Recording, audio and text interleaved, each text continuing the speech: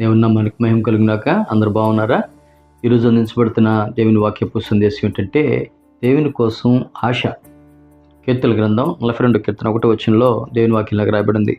దుప్పి నీటి వాగుల కొరకు ఆశపడినట్లు దేవా నీ కొరకు నా ప్రాణం ఆశపడుచున్నదిగా.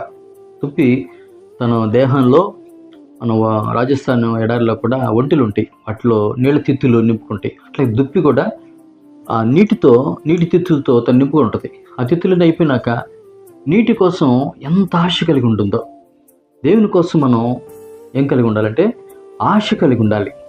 ఆశ కలిగి ఉండాలి.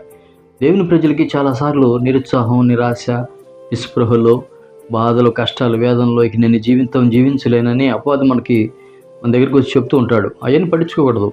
దేవుడు ఎప్పుడు మనం కృంగామో అప్పుడే మనం దేవుడు బలపరుస్తాడు, మనకు శక్తిని ఇస్తాడు, జీవాన్ని ఇస్తాడు, సమాధానాన్ని ఇస్తాడు, సంతోషాన్ని ఇస్తాడు, నెమ్మదినిస్తాడు, మన మనసుకు ఉల్లాసం ఇస్తాడు.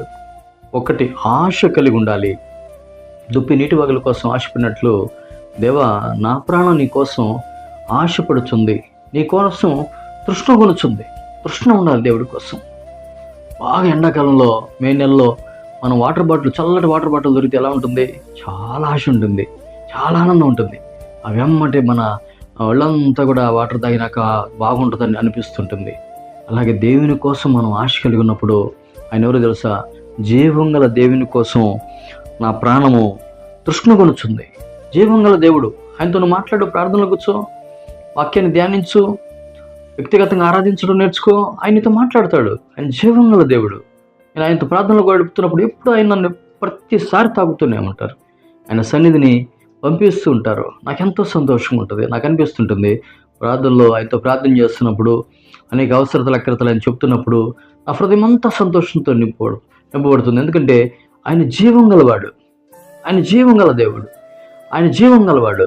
ఆ జీవాన్ని ఎప్పుడు కూడా ఆయన జీవం గలవాడు అనేటువంటి ఆశతో, ఆయన నా ప్రాణాన్ని తృప్తిపరుస్తాడు అనే హృదయ తలంపులతో, విశ్వాసంతో గనక మనం ముందుకు అడుగులు వేస్తే మనకు ఎదురవుతున్న అన్ని విషయాల్లో కూడా మనం విజయాన్ని పొందుతామనే సత్యాన్ని మనం గ్రహించాలి. ఆశ ఉండాలి.